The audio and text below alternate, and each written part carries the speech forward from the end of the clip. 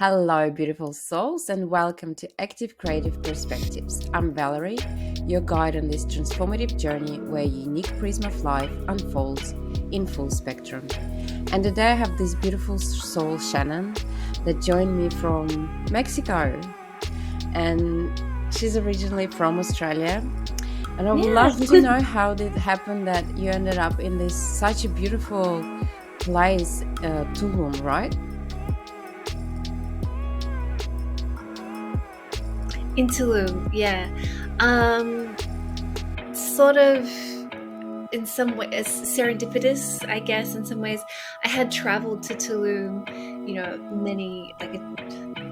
I don't want to say it was that long ago, in my early 20s, so but a little while ago. And I had visited and I loved it, and I knew that this was a place that I wanted to come back to and hopefully one day, eventually live here. And so I went home and I was going to study and I was going to figure out a way to be freelance, or they didn't have digital nomads yet then. So there wasn't really a framework where I was trying to figure it out. And then actually it took like 8 years to get back here to Tulum.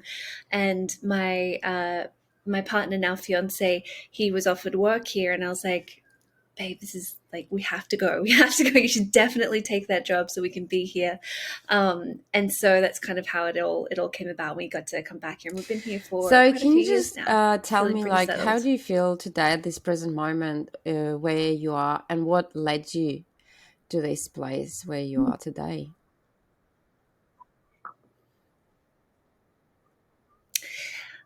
Presently, I feel incredibly grateful to be here. I mean, it's gorgeous. It's a wonderful place to be. Absolutely. I love the culture. I think the thing for me that really resonates about being here is that it's pretty bohemian a lifestyle, I guess.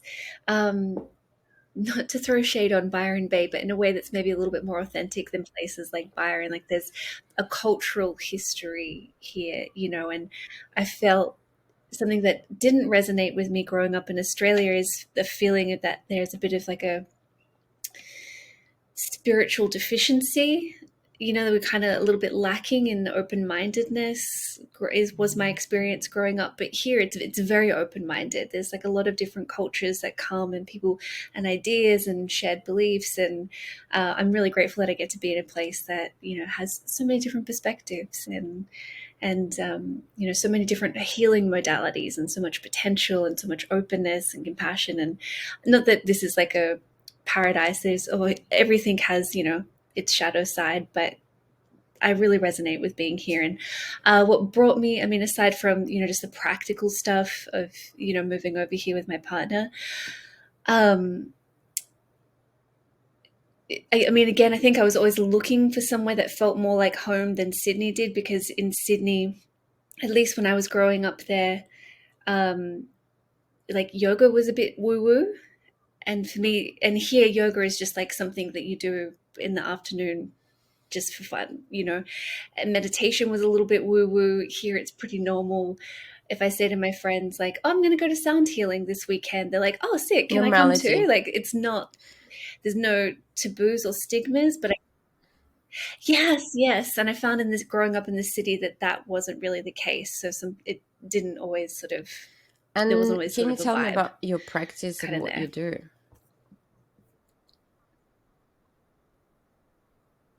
Yeah. So my background is in art And therapy. how As you did you know, we come both to studied the that? transpersonal art What therapy. led you to And do the this? way that I, well, kind of similar to you, my background is in graphic design and illustration. That's the first thing that I was studying. But as I was studying, I did some volunteer work, and was with a youth program, and part of what they did was poetry for the teenagers. And I was so skeptical. I was like, there's no way you're going to get a bunch of teenagers, 15-year-old boys especially, to be interested in poetry. They loved it. They loved it so much. And I realized because it was similar to rap, similar, like it's quite rhythmic, and also it gave these kids a voice in a way that they didn't have, so they could come together and share really important things. I remember one event, and they're doing the spoken word poetry, this teenage boy gets up and he shares this poem that is just so deep and moving and heartbreaking. He's talking about these really tough things that are happening in his life, and he's moved to tears by it. But none of the other kids judged him, and certainly none of the adults did. And when he finished, they just sort of embraced him, like literally ran up and like giving him a hug, got him in a headlock. And I was like, oh my God, like there's something so beautiful about that. And being trapped alone drawing for hours, I love it, it's great, but it doesn't have that same community connection and spirit. Also, I'm horrible at graphic design. I'm not bad at drawing, but when I was at design school too, my PTSD was undiagnosed and it was through the roof, and the creative pressure and the competitive environment was just, it just wasn't really working. And then I saw this beautiful connection between art and emotion. And I was like, oh, that's the direction that I want to go in. So I started doing research, and that's how I found from my CCM experience, and got into I was, transpersonal art therapy. an artist. I can say that I have a qualification as well as doing it all my life.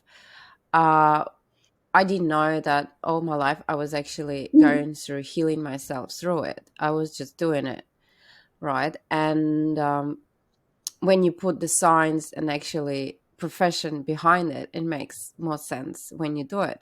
But I was doing it since I was a kid because I felt like this is a place where I can just be myself, and just hide. And I wasn't very vocal, so I couldn't verbalize my thoughts to my parents, so I would just do it through painting and drawing and just observing the world through it.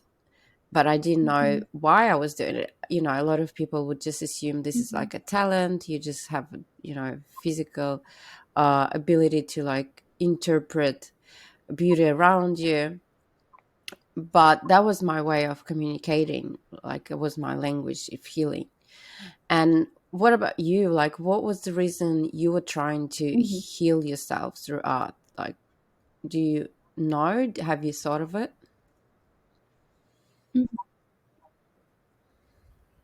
Oh yeah, I had very obvious reasons. Yeah, and I know exactly what you mean. I mean, it is a form of communication, right? It's, and sometimes it's just not words to express. So I'm so happy that you had that outlet, to be able to process and digest what was happening for you in your world. And I had similar, like I had always grown up drawing. That was sort of my space to vent and process what was happening in life. And that's why I went to design school and thought maybe illustration is my talent and the thing that I'll do with my life. But I grew up in a chaos, alcoholic father. There was a lot of trauma there, and that's also what ultimately brought me to the work that I do now in psychedelic integration. Studied art therapy, worked in Sydney for a bit in a not-for-profit, moved here. Sort of in between all of that, I went on a healing journey. Actually, it was because of the college. Maybe you went through this yourself. You have to do so much deep healing, right, in that course. They really make you take a look at yourself, and which was fantastic. And it was exactly what I needed because, as I said, I had undiagnosed PTSD. And then I went into that and I started to learn things about mental health that made total sense and made me feel like, oh, good, I'm not insane, I'm not crazy, like I'm having normal trauma responses. And then I worked with a therapist and, got even more from that. And that whole first year of college was just so deep and peeling back all of these layers. And then I went at the end of that year to visit some family who were already living in Tulum. And that's when I came to them in my healing journey. I had experienced sexual abuse as a child, but I'd never told my family. And thanks to that first year of working of studying at the college and then working with my therapist and then doing a whole bunch of somatic work, I finally felt ready to do that. I felt like that was the next step in my journey. So I went, I told them, and they just send you straight to psychedelics. It's just more, I guess, more available. Yeah, this is the way for you. Yes, pretty much. They right in. Yeah, they're like, we want to help you whatever you need, and we've just been trying psychedelics. I didn't even know that you could use them like this. Like, I grew up in a, That's a like in drug. Like, Australia, this I is grew a up with forbidden the land. belief Yeah. that exactly. Like every story I heard about psychedelics was like you're gonna die in some way. You're gonna jump off a bridge because you think you can fly, like it's gonna be awful, there's no therapeutic value. And then they were like, this can really help you. So I jumped in and worked with some local healers and facilitators, and we did holotropic breath work, and there was peyote and ayahuasca, and it was just so cathartic and such big changes there. um, it really made all of the difference, particularly in that Mm-hmm. the specific type of trauma that I was working on. I noticed like massive shifts. And then when we moved back to, and art therapy was so helpful for that, because working with psychedelics, some of the experiences, most of the experiences are so big and they can be really visual, and there's just so much to unpack and explore, and there's not always words for everything. But if you can draw it, if you can make a mandala, if you can make a mask, Mm-hmm. a collage, whatever, it just helps you To grab anchor on to what's the happening in the experience that you experience a little had, better, to if put that it makes in sense. place into your reality. Yeah. And I guess that what we're trained Mhm. for in the Mhm. college as well. There was a lot Yeah, around it, how to integrate your experiences into your reality after the trip, right? exactly. Exactly. I think, and then what ultimately brought me to psychedelic integration when we moved back here, I noticed that there was still this gap. So when I first worked with psychedelics, it was very similar to the idea that, like, if you take an SSRI, like this is the thing that's just going to fix you and you don't have to do anything else. And there was no talk in any of the ceremonies about integration. It's just you're going to do this and then go home and you'll be a brand new person. But it doesn't. It really does not work like that. There is that's just the start of it.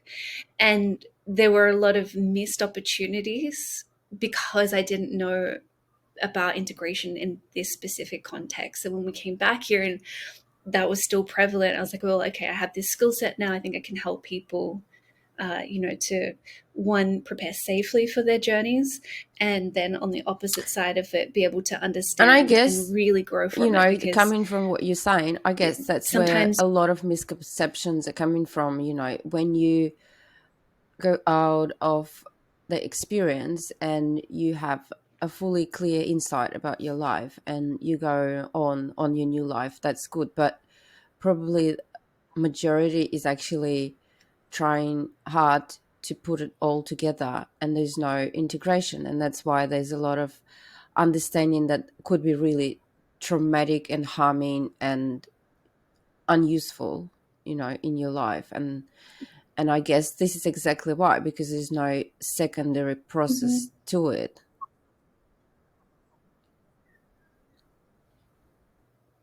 yeah, that's exactly right. Often what it will do if is bring up more emotions. It'll help you process some stuff, but then it'll bring other things to the surface. So it's pretty common for people to have a great, beautiful, cathartic experience, and then in the weeks after be processing other stuff. It's like, okay, I've cleared this out of your way, so now you can really work on this stuff, your grief, your trauma, whatever the thing is. And if there's nobody there to support you with that, or to even let you know that that is something that can happen, then often what will happen is people will say, well, I just need more psychedelics. Like, I don't feel perfect yet the way that they said I was going to feel perfect, so I need to take more. But that tends to have the opposite We're effect just taking where, as a I case, mean, yeah. not always, but it can have the opposite effect. Yeah, exactly. And then you take more, and then you just end up feeling more dysregulated because more is coming up and there's nobody there to hold you and help you process it. It's not bad that maybe necessarily things are coming up, but again, if you don't have that secondary care to help you integrate it, then it doesn't have anywhere to And I go, guess and it important to gets really say that messy, it's not a facilitator of After my the experience to do it as well. What do you think? Because their job is to hold the place on the ceremony, right?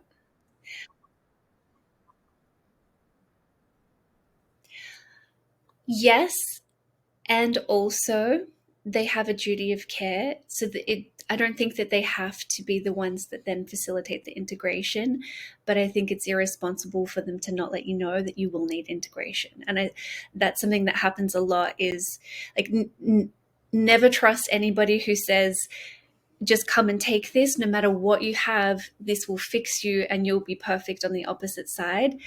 That's not a safe person to work with. This is not a panacea. Not even everybody should be taking psychedelics, and not everybody should be delivering psychedelics either. It's really complex. We don't fully understand, what it's all about yet. So you want to work with somebody who's grounded enough to be able to recognize, I'm going to facilitate this for you. Here's how I create the safe space. Here's how we have transparency. Here's what consent is going to look like and the type of work that I'm going to do. And also who you're going to process this with afterwards, because you And the other will need to important, process like, I afterwards. guess, question that I have is, um, it becomes it becomes like a big trend at the moment because it's like all in the media. It became popular, and people just go in like Disneyland Mhm. or party, right? And that also creates that misconception Yeah. that everyone's doing this healing through ayahuasca or psychedelics, and it helps everyone. I'm gonna do it as well with no reasoning or intention setting of why would you do that, right? Yeah, exactly. Intention is the core word there, right? Just being intentional about the process. Is this even for me? Maybe this is not the right tool for you. Maybe this is the right tool for you, but this is not the right time for you to take it. Because what these medicines do is they kind of open you right up and they pull everything out, and that's fantastic. Like, they can get into some really deep places that we might not be able to get to just with talk therapy or even just with art therapy. It's limits on everything. But on the other side of that journey, you have to be able to put yourself back together. And if you are going into that already really, really dysregulated, and so there's a lot of emotional turbulence to the point that you can't get throughout your day without some type of disruption, psychedelics are probably not going to be your first step unless you are working with a provider. And I would say in those cases, maybe working with ketamine might be your first step. Ketamines are Yes. really, Yeah, yeah, and yeah, yeah. it's got the worst And we've reputation. It's seen a like horse a lot of tranquilizer, a celebrities body on drug. ketamine, and Yeah, um that guy from Friends, he died, yeah, it's like bad reputations it's coming before very, it yeah. enters the market.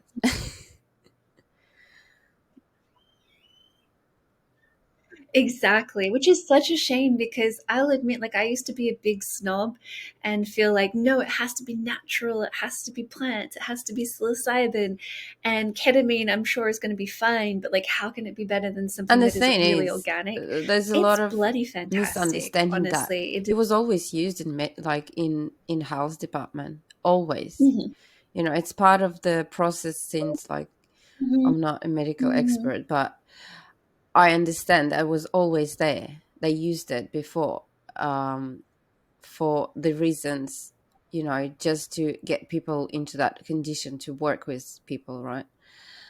But now it all came out as a drug, Yeah. as a negative drug word, and nobody think that it was always used.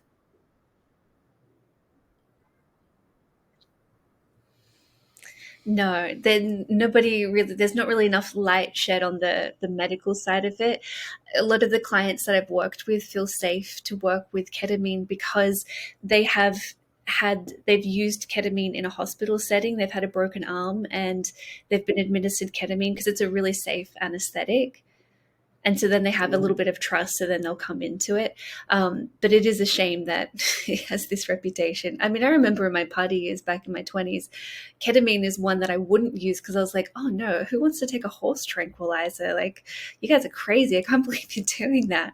And now, ironically, that's part of the integration I do is for people, working with ketamine on their So in your depression and perception, anxiety and like, PTSD. art therapy is such a beautiful non-invasive way to deal with everything. It's like a nurturing healthy, slow way to process everything, right? And then how would you describe doing like drugs or integration of ketamine or any other, um, subconscious uh, medical interventions?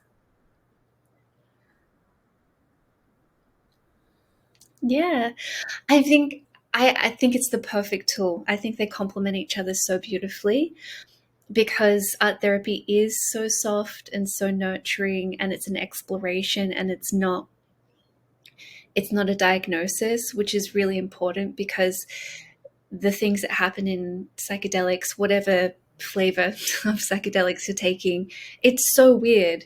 It's like there I can't tell you the amount of times that people have said to me, like, tried to talk to me about their experience, and they don't, I can see very clearly they don't want me to think that they're insane. And they're telling me, like, I met myself when I was like 5 years old, like I just saw myself.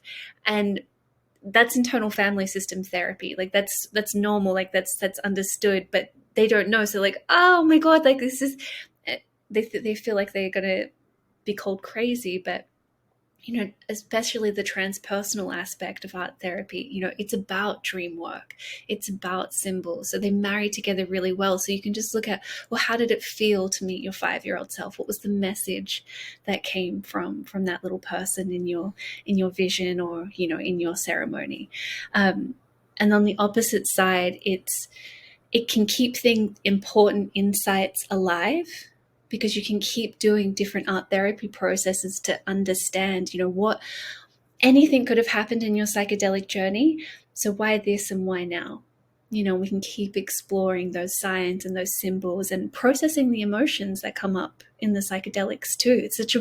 It is such a lovely place. And if there's any heavy lifting that's needed to be done, then you can always go to a trauma therapist, someone more specialized. But generally, for integration and understanding what happened, and then looking at, okay, what might I need to do?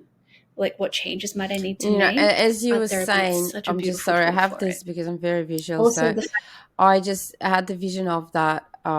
Michelangelo has a quote that the the sculpture is there in the block of marble, right? So when you have that experience, it's yeah, there, but you need to sit and carve it out to see what's actually happening within. I think that's perfect. Yeah, I think that's spot on. That's exactly what's going on. And again, it also comes back to, like, some experiences and some feelings are ineffable. They're just too big for words. So scribble it, draw it, color it, carve it out. You know, it gives you that, as you said, that anchor point to talk about the feeling and And and I the have to go, experience. with the hard question. So, because I have Ukrainian background, and at the moment there's a big practice of psychedelics in Ukraine with veterans, with of people coming from war with no arms, no legs, and everything. So they do use psychedelics as a way to get people into accepting it and just living and moving forward, because there's no other way for them. They find it really difficult to just go through any other therapy, any other, like even art therapy doesn't work. Like they literally have to go into the treatment of psychedelics, and there's a lot of misuse as well. So, that's where, how do we know Mm, who is good enough to do this work? And what would you recommend? Like, I've known people in Ukraine, obviously they can't find a good facilitators or anything, and they just do it themselves because they just struggling this surviving through life after what happened. And it's like the trauma, um any trauma is hard, but for them it's physical as well as mental, and there's no way they can just continue their yeah, life, and they misuse psychedelics to get out of it. yeah.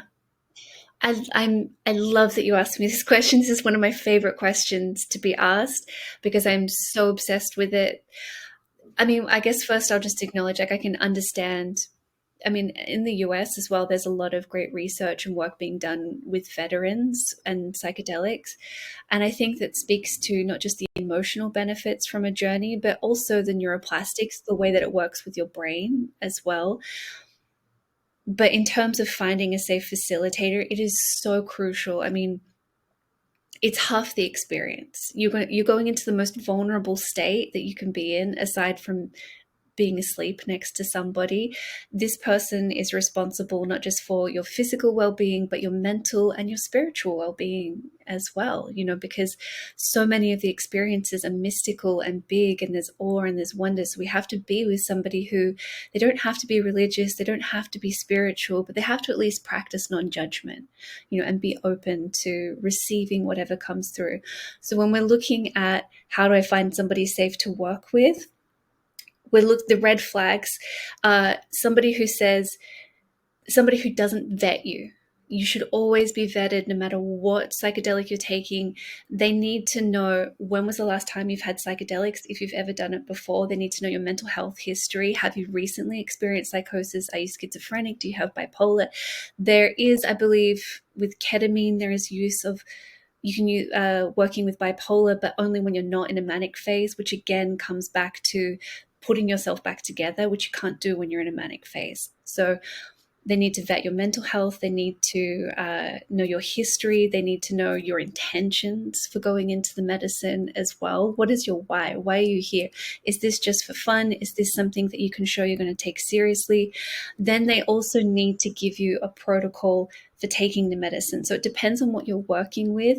If it is more like a plant medicine, like a psilocybin or an ayahuasca, it's better to fast for a longer period of time before you go into the medicine, particularly with ayahuasca. I don't know if you can No, get that in it's not as the popular in Ukraine, but Ukraine. probably Yeah.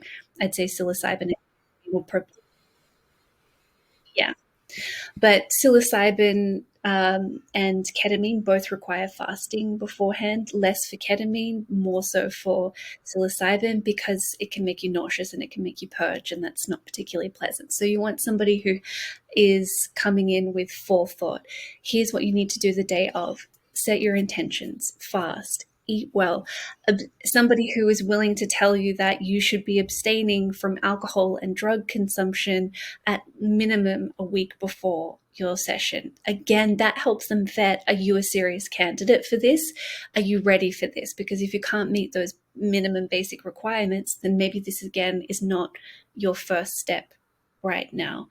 Then we're looking at somebody who not just talks the talk, but walks the walk. Is this somebody who is credentialed in some way? Do they have trauma training? If they don't come from a spiritual background where they've done an apprenticeship in the Amazon, not everybody gets to do that, but do they have some kind of, and even if they have done that, I think they still should have trauma training, because this is the modern world. You know what I mean? When we don't live in the Amazon. So that you want to know their historical background, what qualifies them to take the medicine, what have they done, who said that they could take it. You know what I mean? Like, if it's here in Mexico, then it depends on what medicine you're working with, but there's an idea of being given permission because you've done an apprenticeship. More so in the States, and more for outside of those things, it's, have you done, are you a psychologist? Have you done clinical training? Do you, at the minimum, have a certificate in trauma studies? Something that makes you a safe person. Then how transparent are they? So are you allowed to ask questions? And when you ask questions, do they give you clear, solid answers? Important questions like, what is your plan for my safety throughout this journey? Where are we going to have it? Who's going to be there? What does touch look like in the journey?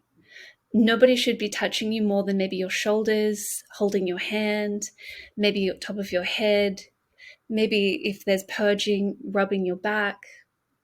These things are totally fine and normal. Outside of that, they should not be touching you at all. Abusive, there is a really fantastic podcast series called Cover Story The first season is Yeah, Power Trip, and it is all about it's the abuse insane. that Yeah. happens in psychedelics. Yeah, it's really insane. So always know consent beforehand, and always know that you can say no at any point in time. If you walk into the room and you're like, you know what, I've changed my mind, I don't feel like this is the right thing for me, walk out. You don't have to. And if they make you feel like you should, then walk out. The most common time, I think, across the board, when people have had things happen, what I've seen often is that there were warning signals. Their gut was like, this isn't right. Like, I feel like something's off here, but I don't know what it is. And they ignore it because the person knows how to say the right things. But listen to your gut. It's not wrong. So I'm yet to hear of a case of somebody who was like, yeah, I had that feeling and I ignored it and it didn't turn out, and it turned out really well. You know what I mean? Trust your gut, ask their credentials, what gives them the right to be here to take the medicine, what is their safety plan for you, what are you supposed to do, are they vetting you beforehand? Amazing. And my favorite one, of course, is the, do they tell you that you're going to need integration and support after this? If they're saying that this is a one and done situation for you, this isn't a person who really And, understands the very medicine good that they're working point. with. So, where do you think we are with art therapy in your current perspective of things? Like, how aware people about, what is art therapy and what is our work around?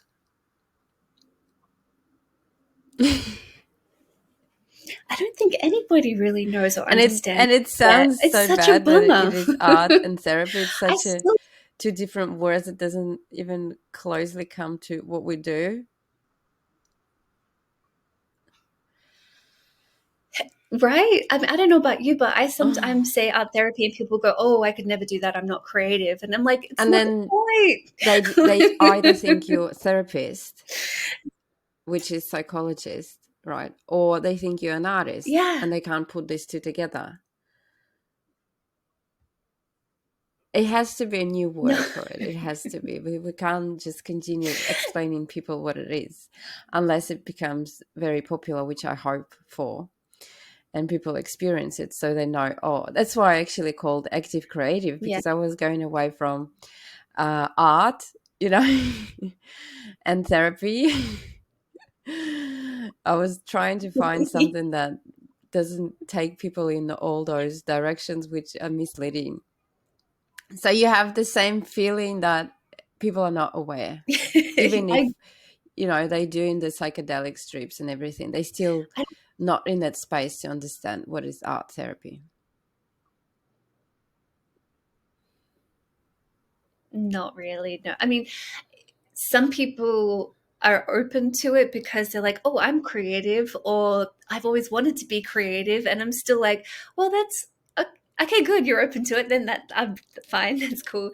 And then other people, it can be a little bit like, we're going to do some art therapy, but like, what do you mean? I thought this was integration. Like, I thought we were talking and like, yeah, we're going to talk, but we're also going to, but I don't draw. Like, I'm not good at any of that kind of stuff. And It's like, how you don't have to would be you like, it's describe it if okay. if we go away from art therapy? How would you describe what we do?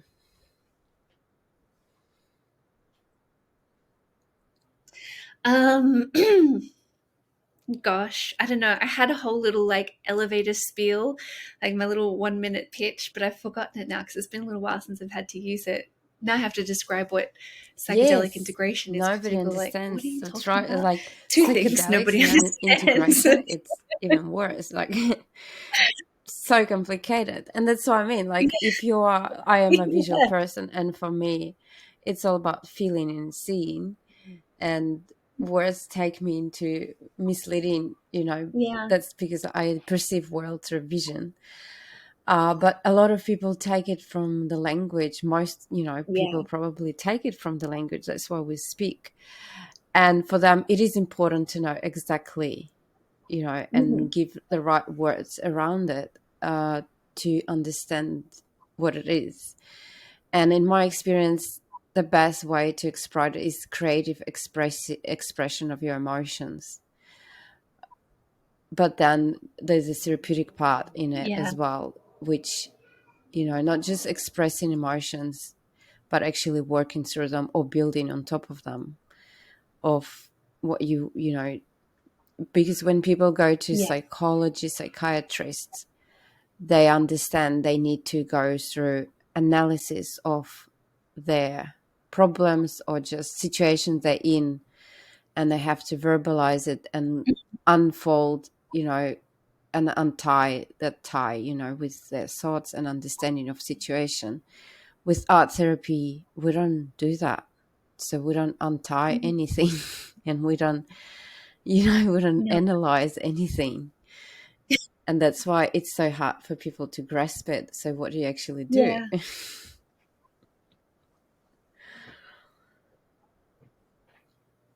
Exactly. Exactly. Sometimes the way I found with psychedelics, people love it because I tell them, after the sessions, if you can create a mandala that describes the feeling of your journey, then what's really cool about that is you have this visual representation of your internal landscape.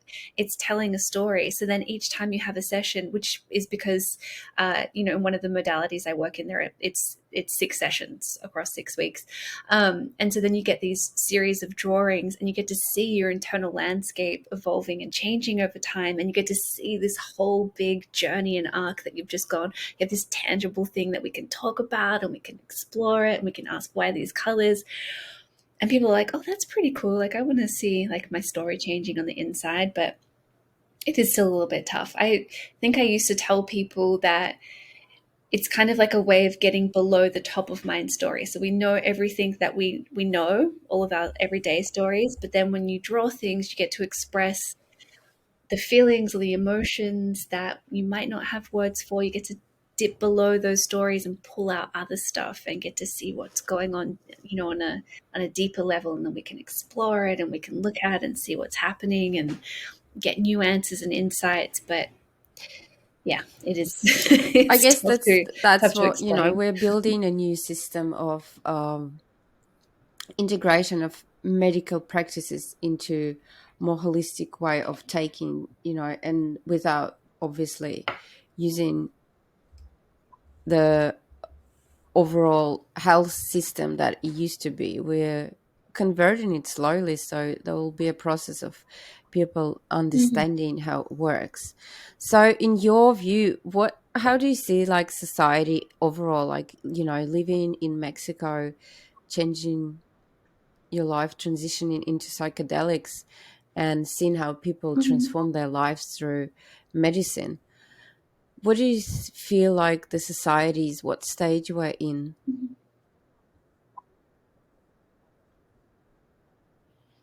Oh, that's a big question.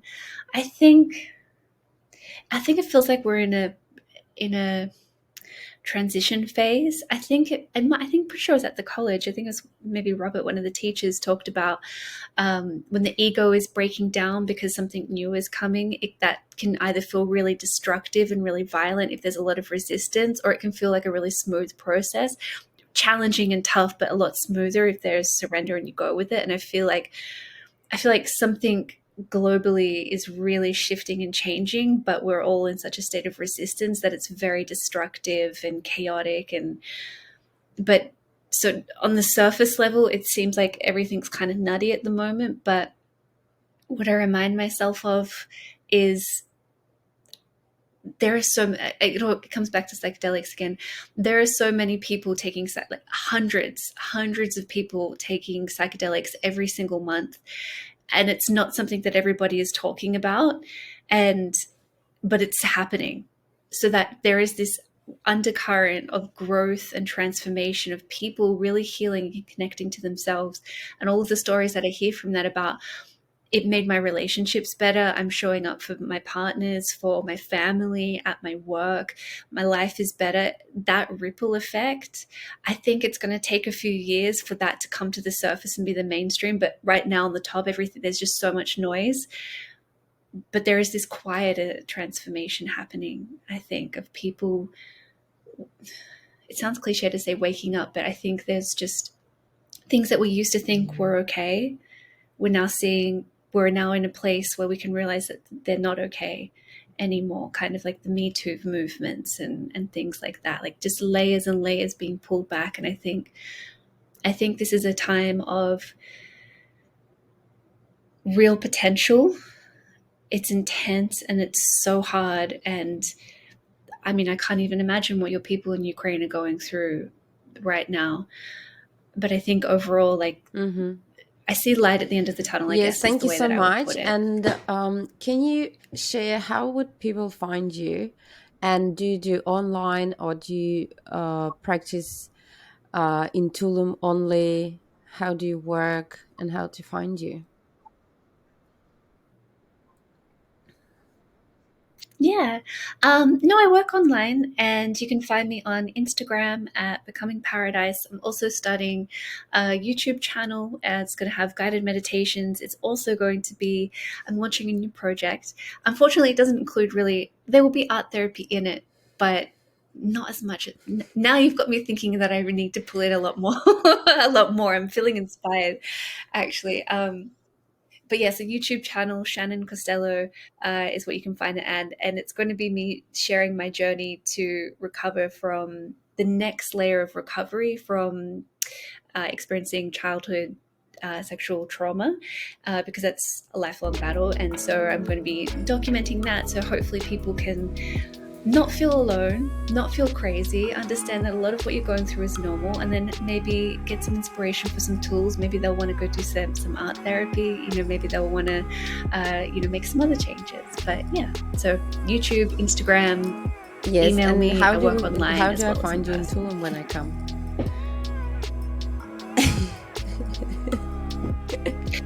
Yes, when you come, email me, send me a text message. Is it small, Fine. like I'll compared give to you my Byron? phone Is it number. smaller or Come and bigger? visit me.